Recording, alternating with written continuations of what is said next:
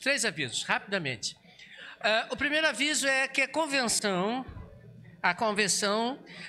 Assembleia Geral da Convenção, que se realizará na Igreja de Madureira, começa no próximo dia 14, 15 e 16. Então, se alguém quiser e puder ir representando a nossa igreja, procure-nos, por favor, eu ou a irmã Sandra, para colocar lá, olha, eu posso ir, eu quero representar a nossa igreja.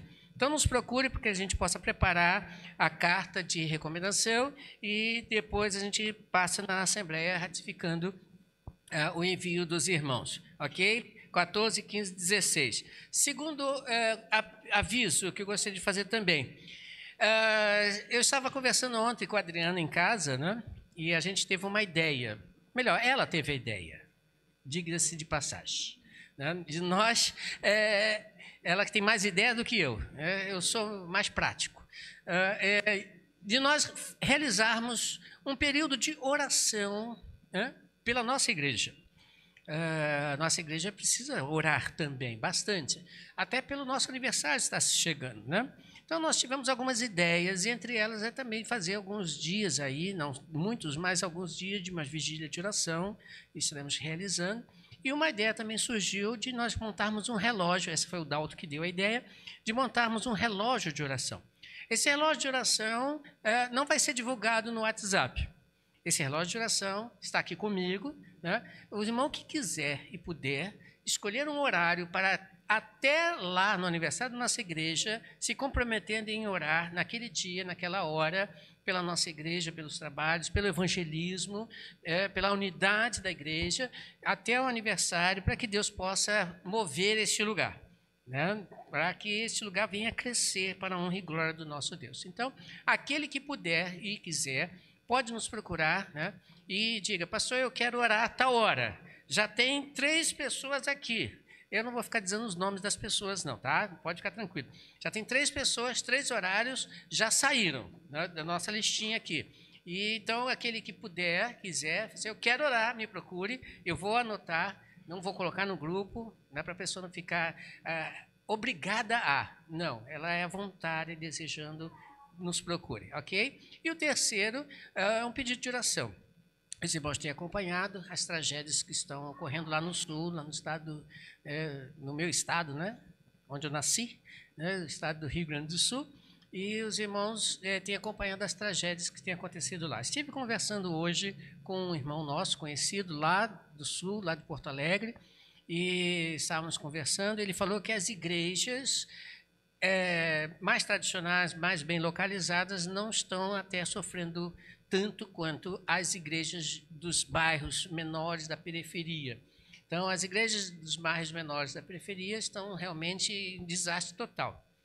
As águas tomaram tudo, destruíram tudo, então elas são pequenas, inclusive, elas estão passando muita dificuldade lá. E as igrejas maiores, nos centros, elas estão bem, graças a Deus. Nós estivemos lá pregando lá em Novo Hamburgo, nós estivemos lá nessas cidades alguns anos atrás, né? Nós conhecemos bem, inclusive o Centro Histórico de Porto Alegre, eu passei lá, eu e a Adriana, nós passamos um dia lá, é um lugarzinho muito bonito, então, mas só que está bem destruído, né? Aqueles lugares lá a gente conhece. Então, os irmãos estejam orando por aqueles nossos irmãos e aqueles que moram naquela região, para que Deus possa ajudá-los de alguma forma, né? Graças a Deus, a região está sendo mobilizada, as pessoas estão ajudando com mantimentos, primeiramente, né? Que é o mais necessário, porque tem casas que realmente pessoas perderam tudo que tinham. Então, os irmãos estejam orando pelos nossos irmãos e as outras famílias que lá residem no sul. Nós precisamos fazer isso, não só por eles, mas também por todos aqueles que passam por dificuldades. Até porque isso é uma questão de amor também, que nós vamos estar pensando hoje pela manhã. Dado, então, o aviso, vamos recitar mais uma vez o tema da nosso mês do lar. Qual é o tema do mês do lar, os irmãos lembram? Famílias que vamos o verdadeiro amor. Eu tive a impressão que vocês olharam tudo aqui para trás, mas tudo bem. Tá certo. Eu vou acrescentar ao tema da mensagem, não o tema do mês, a seguinte expressão: famílias vivendo o verdadeiro amor. Mas o que é o verdadeiro amor? Porque quando você fala sobre amor, você tem uma visão bem clara ou aproximada do que é realmente amor. O negócio é nós olharmos para a Bíblia e ver na Bíblia o que a Bíblia fala sobre amor. Para quem não sabe, existem 3 expressões na Bíblia que são traduzidas como a palavra amor para a gente. Então, quando você lê lá, em algum texto, seja qual for, você vai ler a palavra amor. Algumas versões antigas colocaram caridade. Algumas versões bem antigas, você encontra essa expressão caridade. Mas a palavra no Novo Testamento, amor, ela tem 3 significados. São 3 palavras totalmente diferentes uma da outra, com 3 ideias totalmente diferentes uma da outra, mas que traduzidas para nós vieram com a palavra amor. Uma delas é amor de Deus, amor ágape, que é o amor de Deus, amor sacrificial, e é o que nós vamos estudar hoje. A outra é amor filos, que é amor de parente, de irmãos, de amigos. E o outro é o amor eros, lembra o amor erótico, sexual. Na Bíblia são essas 3 palavras, ideias totalmente diferentes umas das outras, que foram traduzidas como amor. Né? E como eu falei, vamos estudar hoje um pouco sobre essa palavra amor, amor de Deus, amor ágape. E eu peço a vocês que abram suas Bíblias, quem quiser acompanhar também no Data Bênção, está lá, em 1 João 4, 7 e 8. 1 João 4, 7 e 8 diz o seguinte: Amados, amemo-nos uns aos outros, pois o amor procede de Deus. Aquele que ama é nascido de Deus e conhece a Deus. Quem não ama não conhece a Deus, porque Deus é amor. Toda a palavra que você lê aí, amor, é baseada na expressão ágape, ágape, nas suas devidas conjugações e nos seus devidos objetivos. Então, eu vou traduzir esse versículo para a gente na ideia amor de Deus, que você vai entender essas expressões todinhas que estão escritas aí com a palavra referendo com base amor. Ele começa assim, João, dizendo a seguinte expressão. A primeira palavra, amados. Quando você fala amado, você tem uma visão do que é amados, né? Vem cá, amado. Mas o que quer dizer isso? Vamos lá? Comigo? Dignos de merecer amor. Essa expressão.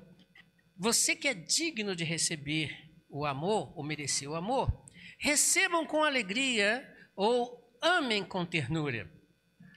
Pois a benevolência que procede de Deus, aquele que recebe com alegria ou ama com ternura, é nascido de Deus e conhece a Deus. Quem não recebe com alegria ou ama com ternura, quem não ama com ternura, não conhece a Deus, porque Deus é benevolente ou está disposto a absolver. Bem diferente o versículo, não ficou?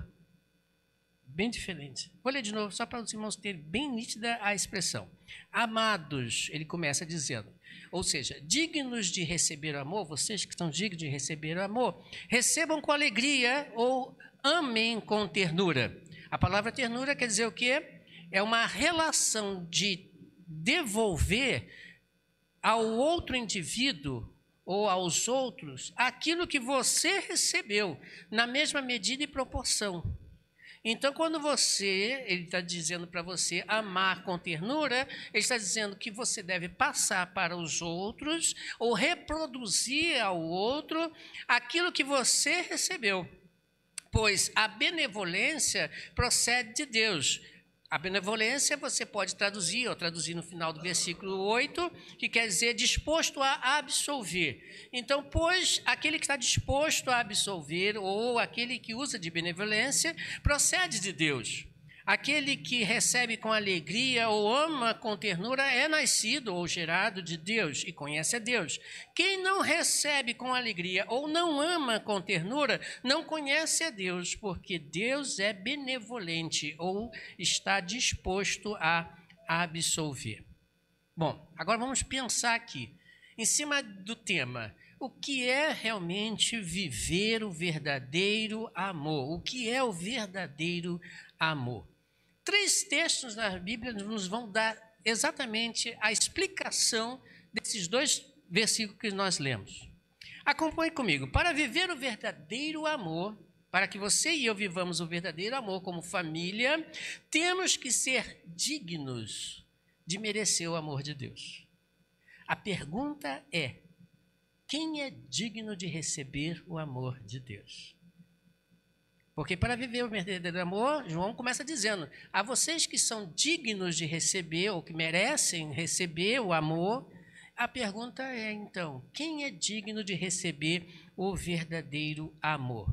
Porque afinal de contas, você precisa, se quer ser digno de receber o verdadeiro amor, você precisa ser aprovado, aprimorado, convencido e adequado àquele amor. Não é assim. Não é chegou e recebeu. Você tem que ter dignidade para receber aquilo. Ou seja, você tem que ser aprovado, você tem que estar em conformidade, você tem que estar adequado àquele amor que você está recebendo. O problema continua. Mas quem é digno de receber este amor? Eu sou digno? Você é digno? Pensa bem, não responda antes de pensar. Para nos ajudar, Mateus capítulo 8, 5 a 13, nos dá uma ilustração muito importante do que é ou que faz com que eu e você sejamos dignos de receber este verdadeiro amor. Mateus capítulo 8, 5 a 13.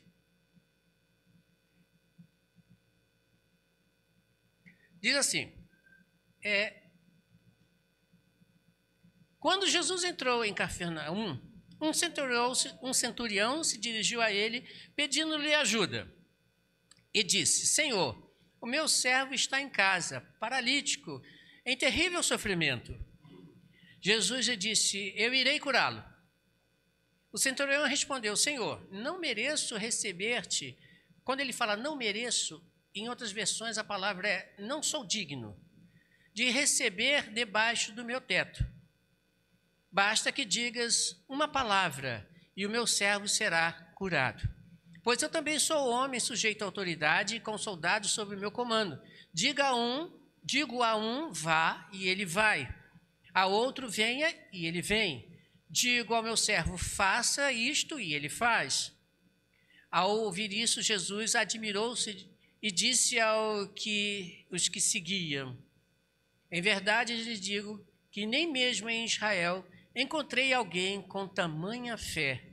Eu digo que muitos virão do Oriente e do Ocidente e se sentarão à mesa com Abraão, Isaque e Jacó no reino dos céus. Mas os filhos do reino serão lançados para fora, nas trevas. Ali haverá choro e ranger de dentes. Então Jesus disse ao centurião: vá, como você creu, assim acontecerá. Na mesma hora, o servo do centurião foi curado. Nesse texto aqui, temos muitos ensinos, mas eu não quero entrar em todos, porque senão a gente termina a terça-feira e não conclui o texto. Então, vamos ficar o que nós queremos destacar aqui. Por que aquele centurião disse: eu não sou digno de receber-te na minha casa? Essa frase, eu não te mereço receber na minha casa, esta frase, ela vai dar toda a explicação do que é necessário que você e eu tenha ou viva para que receba o verdadeiro amor nas nossas vidas, que possa desfrutar desse verdadeiro amor. A primeira está no versículo 8, não sei se você reparou, quando ele diz: não sou digno, não mereço, ele está fazendo o que ali? Ele está colocando sua vida em uma certa posição. Que posição? Humilhação. Aquele que se humilha diante de Deus, esse será pelo próprio Deus o quê? Exaltado. O problema está exatamente em querer desfrutar do amor de Deus, achando que você ou eu, né, nós, somos merecedores porque temos direito. Somos merecedores porque eu sou bom, ou somos bons. Somos merecedores porque vamos na igreja. Somos merecedores porque eu leio a Bíblia. Somos merecedores porque canto. Somos merecedores porque eu entrego o meu dízimo. Somos merecedores. Quer dizer, colocamos-nos num patamar, num pedestal de autopromoção, e eu imagino Deus olhando para nós. Coitado, né? Imagina Deus olhando para um indivíduo desse. Coitado. Que é a distância dele. Ele se acha tanto que não sobra nem espaço para chegar perto. Agora, quando nós nos colocamos de forma humilde, quebrantado e reconhecendo a nossa posição, o primeiro passo para receber e desfrutar o amor de Deus é estando na forma de humildade. Segundo está no versículo 9. Veja que ele usa a expressão interessante. Olha, Senhor, eu entendo a sua situação, porque eu também sou homem de autoridade, eu também sou um homem que estou sujeito à autoridade, eu sou um homem que digo para os meus soldados, para os meus servos, vá, eles vão, faça, eles fazem, eu sei o que é comandar, e eu creio que o Senhor falando vai acontecer. Então, qual é o segundo passo? Que posição esse centurião estava se colocando? Ou reconhecendo a autoridade de Cristo. Ninguém consegue estar debaixo, desfrutando do amor de Deus, se não estiver de forma inferior, coerente com a sua realidade, em que você e eu estamos debaixo da autoridade de Deus. Ele fala, você ouve. Ele manda, você obedece. Ele diz, está dito. O problema é que tem muita gente que quer desfrutar do amor de Deus e não consegue entender que Cristo é a autoridade. E ainda chegam na oração, muitas das vezes, não sei se você já viu pessoas orando assim, né? Eu determino. Você já ouviu alguém falar isso? Em oração? Quem é que determina? Quem tem autoridade ou quem está sujeito? Quem diz, eu determino, ele está se colocando numa posição de autoridade. Já pensou você chegar diante do rei? Ó, rei, eu estou determinando que tem que ser assim. Não vai funcionar. Não tem como. Porque a autoridade é que manda. E aquele centurião chegou diante de Jesus Cristo de forma humilde, reconhecendo a autoridade de Deus. Se ele quer fazer, vai acontecer. Se ele não quiser, não vai acontecer. E ponto final, está determinado. Terceiro passo, versículo 10. E esse aqui ainda é mais importante. Veja que Jesus se admira. Mas se admira do quê? Da fé. Ele se admirou da fé daquele homem. E olhe que ele faz até uma questão interessante. Era um centurião, um soldado, um cidadão romano, não era judeu. E aí Jesus Cristo mais à frente diz, ó, virão do Oriente e do Ocidente e vão se sentar junto comigo na mesa de Abraão, Isaac e Jacó. E muitos que são do reino serão lançados nas trevas exteriores, onde haverá ranger de dente. O que ele está dizendo é o seguinte, tem muita gente que não faz parte do contexto judeu, que não conhece a Deus, que vão conhecer a Deus, inclusive você e eu estamos aqui, e um dia, por causa da fé, estaremos junto com ele na eternidade. E os judeus que deveriam e tenham conhecimento sobre Deus, não aceitaram a Jesus Cristo como Salvador. Fé é um ingrediente muito importante para poder desfrutar do amor de Deus. Porque aquele que crê em Jesus Cristo, não é acredita, mas aquele que crê em Deus, crê em Jesus Cristo, lançando sobre ele a sua vida, esse então vai desfrutar deste amor.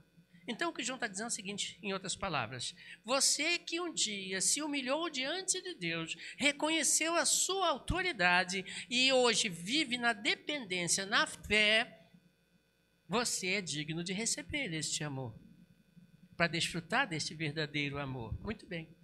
Mas ele continua dizendo mais coisas, não sei se vocês receberam. Ele diz assim, para que você e eu vivamos o verdadeiro amor, temos que receber com alegria. Peraí, mas se eu vou receber com alegria, né? Você não gosta de ganhar coisas, né? Você gosta? Ou amar com ternura o seu próximo, porque se receber é passar por mim e ir adiante, não é só chegar para mim não, né? Se alguém me deu alguma coisa, geralmente me deu, mas não é assim que funciona. Quando Deus deu o seu amor para conosco, esse amor passa por mim e vai adiante. Ele não fica travado em mim. Não fica travado em mim. E para entender melhor esse texto, você vai ler comigo 1 Coríntios 13, que eu tenho certeza que você já leu inúmeras vezes. Mas tenho certeza que, assim como eu tenho certeza na minha vida, a gente erra pra caramba nesse texto. Não vou traduzir o texto todo porque não vai dar tempo. É um capítulo inteiro. Mas você vai comigo acompanhar 1 Coríntios capítulo 13, que eu vou lê-lo. Se eu falar as línguas dos homens e dos anjos, mas não tiver amor, serei como o sino que ressoa ou com o símbolo que retine. Só uma explicação aí. Ele está dizendo o seguinte: você pode ser preciso na sua fala.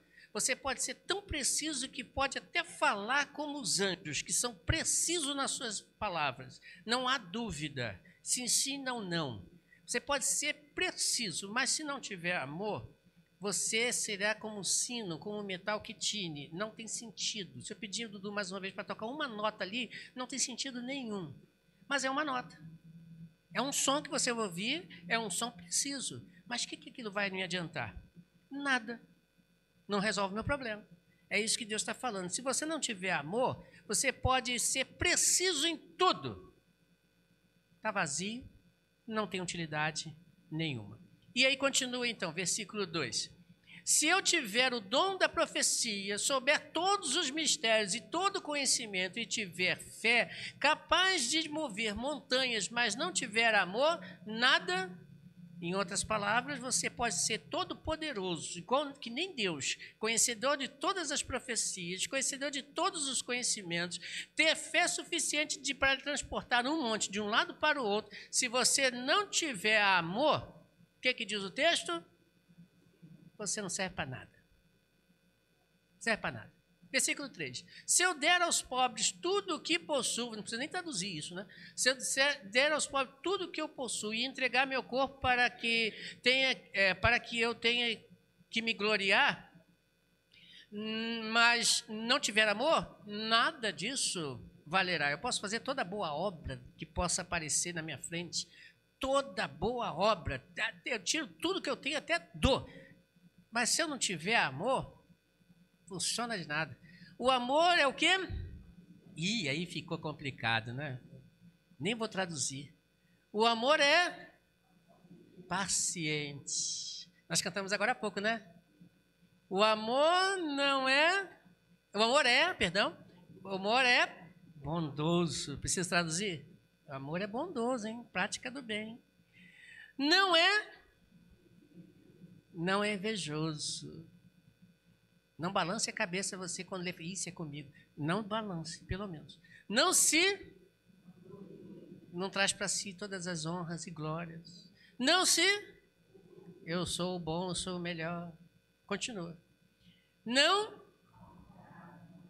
Nem vou tentar traduzir, porque isso aí vai dar pano para manga. Não procura os seus próprios.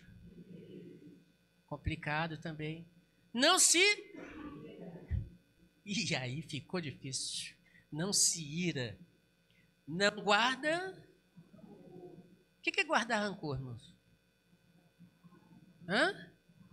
É guardar mágoa. É aquele negócio que aconteceu há 50 anos atrás, você lembra até hoje, perfeitamente como se tivesse acontecido hoje. Continua. O amor não se alegra com a injustiça. Esse não se alegrar com a injustiça, irmãos, só um detalhe. Não é a justiça que é feita lá fora somente, não. É com aquilo que você também pode estar fazendo que é injusto. Porque você não pode dizer que se alegra com a justiça do outro lá, que roubou, que matou, que fez e aconteceu. Mas às vezes você pode também matar e roubar sutilmente, com palavras ou ações.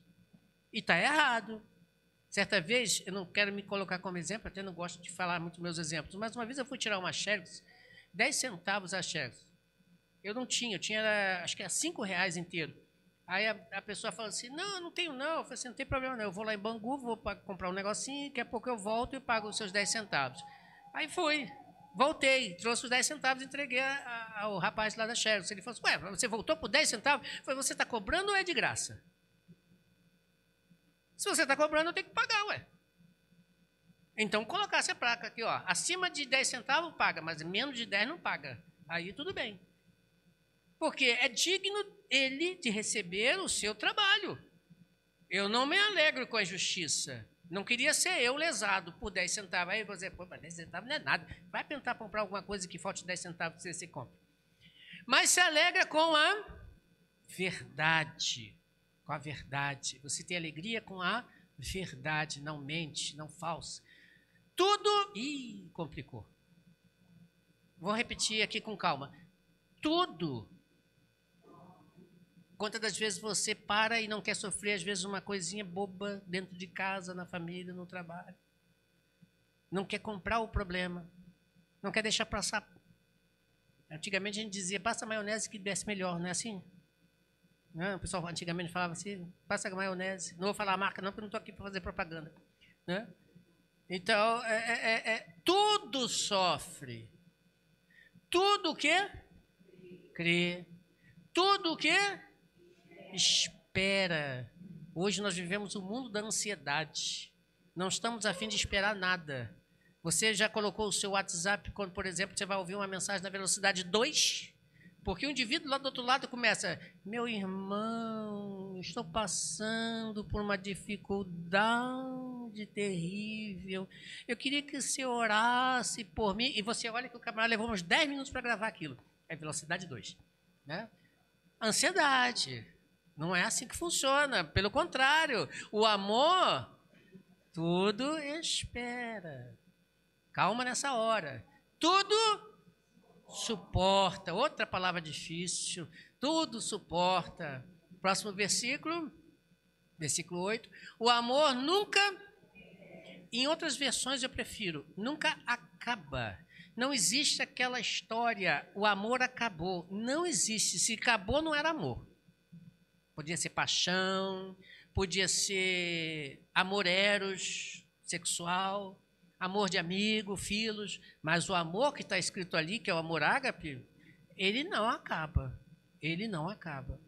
Mas, aí Paulo vai dizer, mas havendo profecias, isso que eu estou fazendo aqui, falando, pregando, havendo línguas, é o que a gente vê, tem inglês, português, alemão, francês, é o que a palavra grega está dizendo.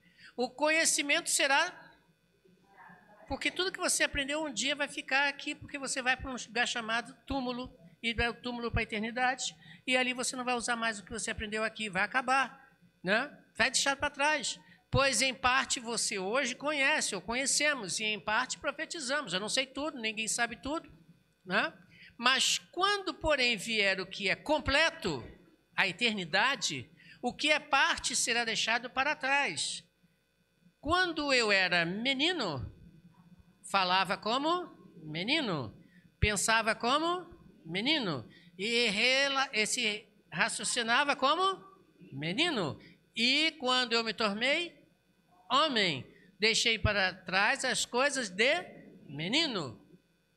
Agora, pois, um espelho, como em espelho, mas um dia veremos face a face. Ele está falando que você um dia vai ver face a face a Deus, você que é digno do amor. Agora conheço em parte, mas um dia conhecerei plenamente a esse Deus maravilhoso que demonstrou seu amor para comigo, da mesma forma que sou plenamente conhecido. Agora presta atenção nesse versículo. Assim permaneçam agora essas três, por enquanto. A fé, a esperança e o amor. Mas dessas três, Paulo destaca dizendo que sobre elas todas, que é mais importante?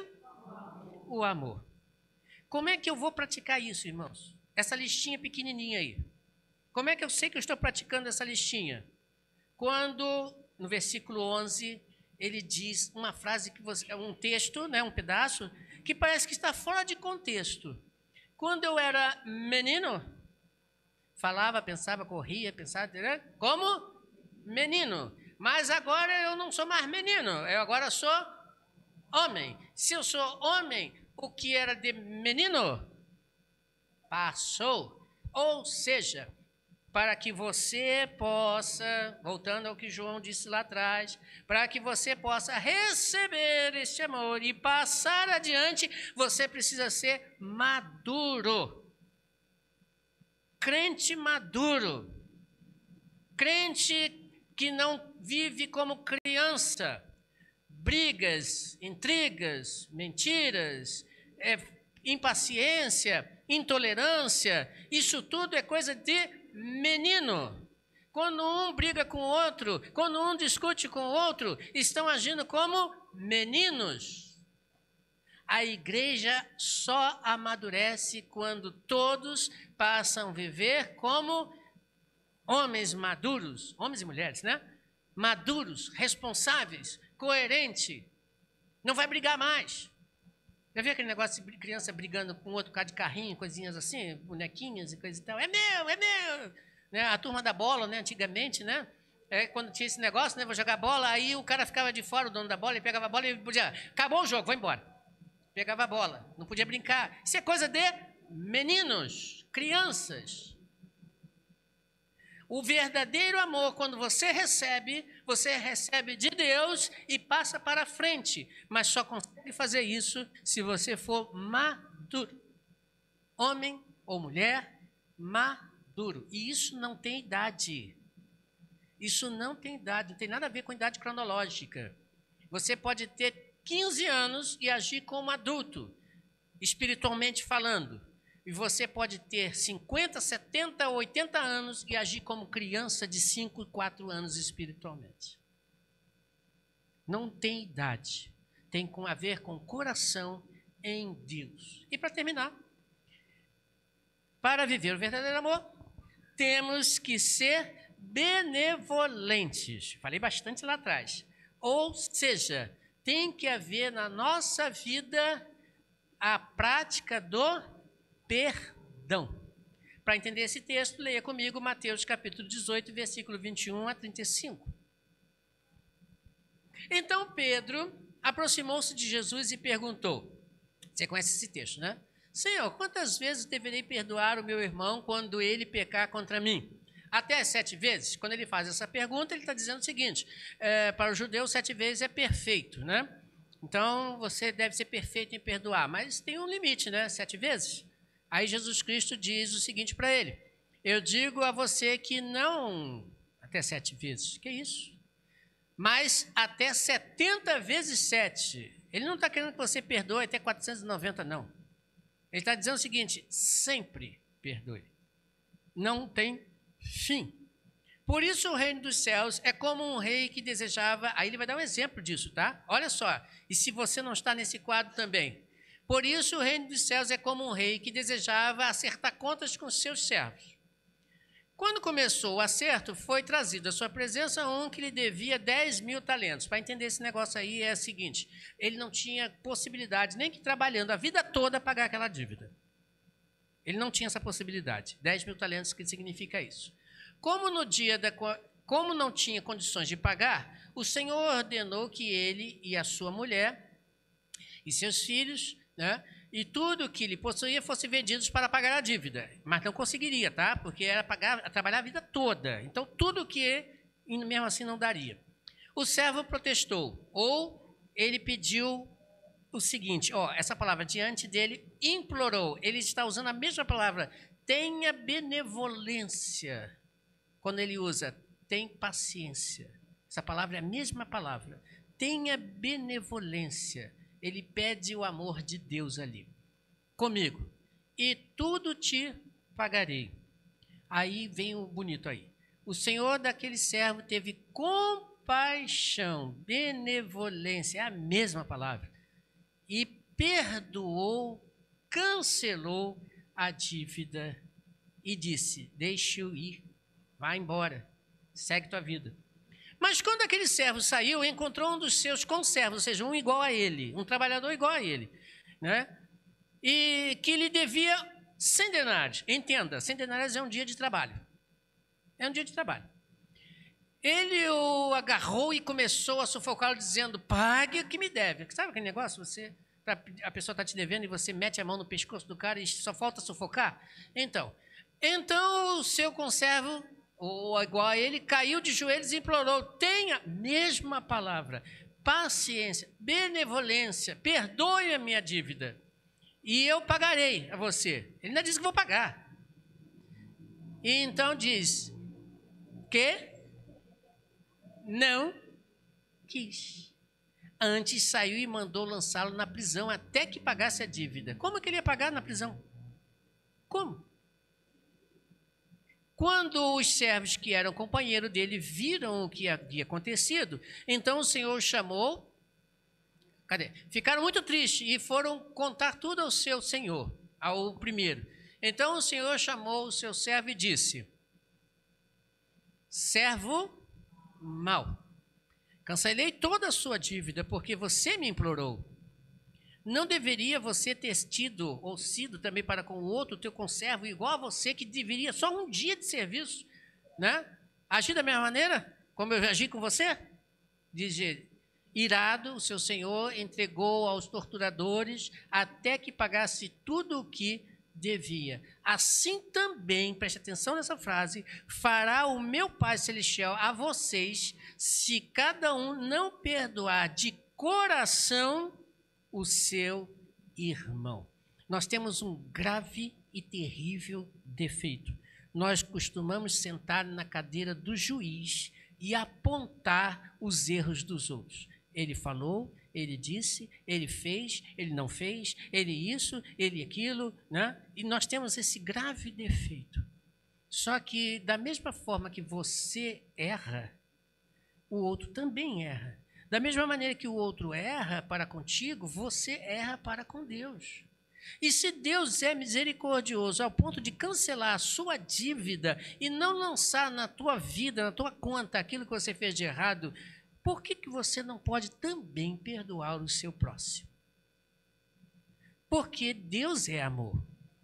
Ele age dessa forma contigo. Ele age comigo dessa maneira. Então, o que custa você fazer com igual ao seu próximo? Porque se você não fizer, ele não fará contigo. Lembra da oração do Pai Nosso? Perdoa as nossas dívidas, assim como nós perdoamos aos nossos devedores. Então, pense na frase, não só recite porque você sabe de cor. Perdoa o meu pecado, o meu erro, a minha falha, da mesma maneira que eu perdoo o meu próximo. Aí você pergunta, como você perdoa o seu próximo? Como é que você perdoa? Se você perdoa de coração, esquece, apaga. Eu sei que ninguém tem problema de Alzheimer aqui, né?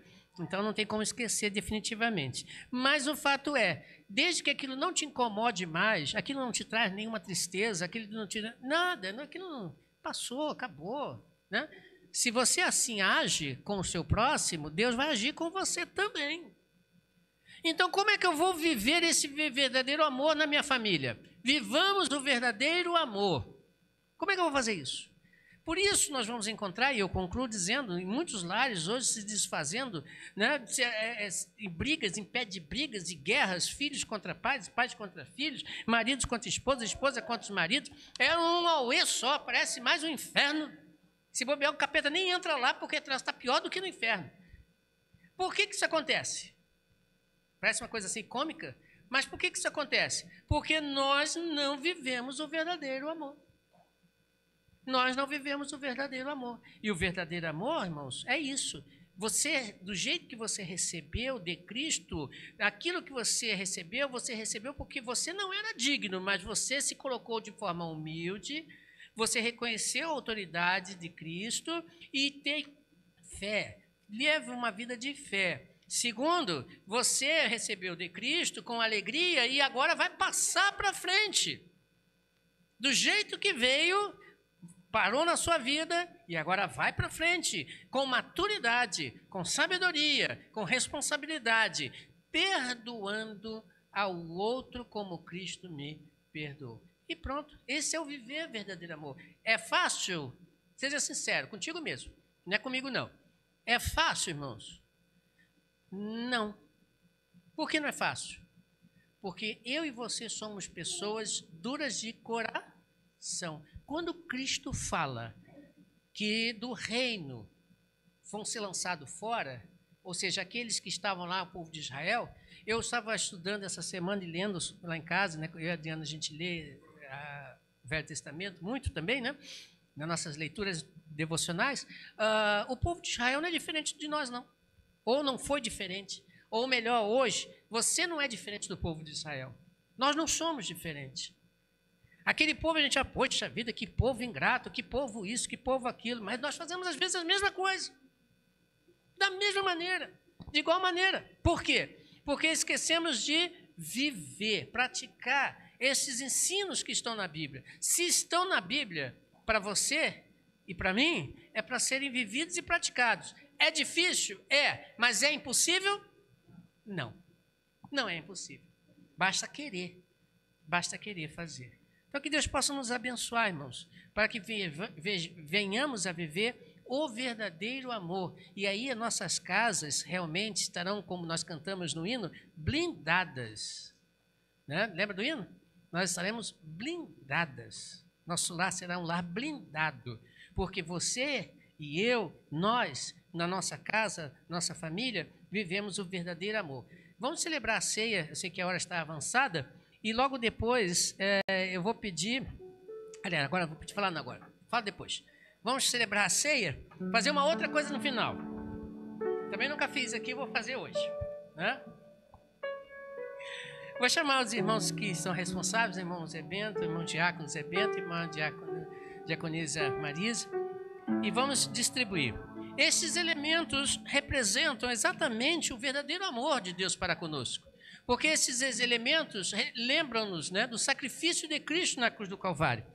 Esses elementos mostram ou nos traz a lembrança do sacrifício que Cristo fez por você e por mim, em que se deu livre de espontânea vontade para ser sacrificado, morto, porque nos amou. Então, quando você estiver comendo, eu te chamo a responsabilidade, como Paulo diz, coma e beba para a sua condenação aquele que come e bebe sem discernimento do corpo de Cristo. Então, se você não faz parte do corpo de Cristo, não coma e nem beba, porque você come e bebe para a sua própria condenação. Mas se você faz parte do corpo de Cristo, lembre-se, o que Cristo fez por você, fez porque Ele demonstrou amor perfeito na cruz do Calvário.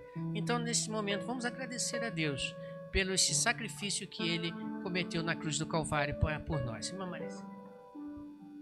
Senhor nosso Deus, amado Pai, obrigada, Senhor, pelo Teu Filho, Senhor, que morreu na cruz por nós, ó Deus, para nos trazer a salvação. Neste momento, Senhor, relembramos da Tua morte, Senhor, e da Sua ressurreição também. Que o Senhor possa ter misericórdia de nós, ó Pai. E obrigada pelo Teu amor, Senhor, que é o maior amor que temos em nossos corações. Obrigada, Senhor, por este momento aqui, em memória de Ti. Em nome de Jesus eu oro. Amém. Estaremos cantando o hino, né?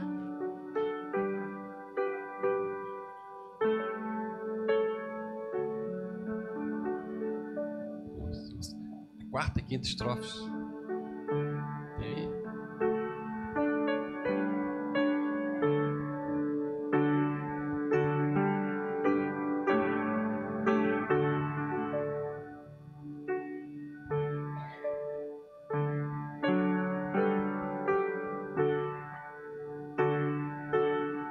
É a quarta e quinta estrofe do 380.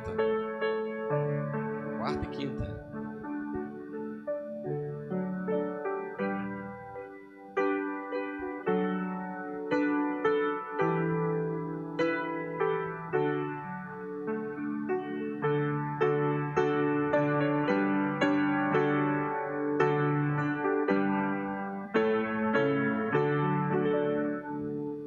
Ainda quando for gostoso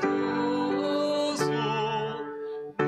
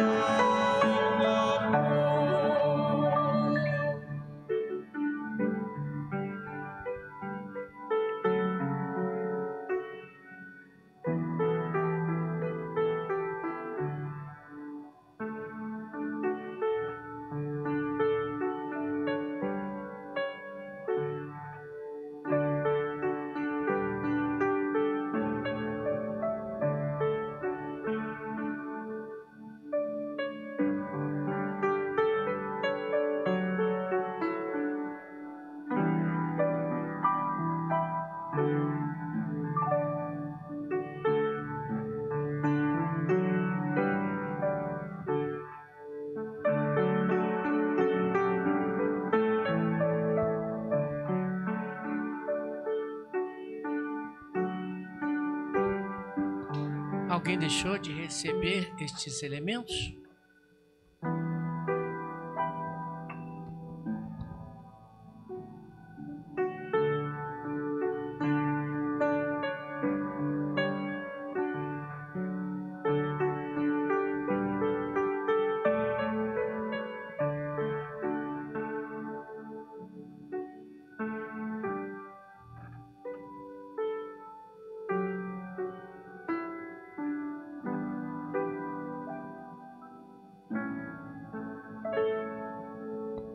Como o próprio Jesus Cristo deixou para nós registrado, o primeiro elemento, que é o pão, não transforma-se em corpo de Cristo, não traz nenhuma bênção especial para quem come. Não, só tem a função de você lembrar que o corpo dele foi moído pelas nossas transgressões, foi perfurado pelas nossas transgressões. Que amor esse, né? Que deu o seu Filho unigênito para que ainda nesse mundo, aqui em forma humana, em carne como você e eu, sofresse o que sofreu e fosse no final pendurado no madeiro, numa morte terrível, para que você e eu pudéssemos ter vida e vida eterna. Que amor!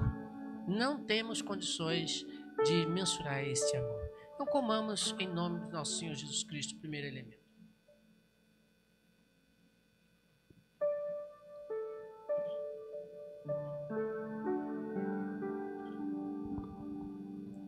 segundo elemento, que é o fruto da vide, né, o suco de uva, também da mesma forma não vai se transformar no sangue de Cristo, não vai trazer nenhuma bênção especial, não tem nada disso misturado aí. Simplesmente também da mesma forma com o pão, esse segundo elemento, o vinho, tem como finalidade nos lembrar do sangue derramado. O corpo de Cristo foi furado, foi pendurado, mas o sangue foi derramado. O sangue foi jorrado, vida foi jorrada ali. Vida foi transbordada do seu corpo para que você tivesse o seu pecado perdoado. O único meio de se perdoar pecado é através do sangue de Cristo. Não tem outro meio. Não adianta ser religioso, não adianta praticar boas obras, não adianta nem prática do amor na sua integridade. Não adianta se não tiver o sangue de Cristo perdoando os seus pecados. É recebendo primeiro de Deus, para depois passar para frente. Então não adianta pegar no meio do caminho, não funciona. Então você, ao tomar esse segundo elemento, lembre-se que Ele deu a sua vida para que você tenha vida. Bebamos então juntos em memória do nosso Senhor Jesus Cristo.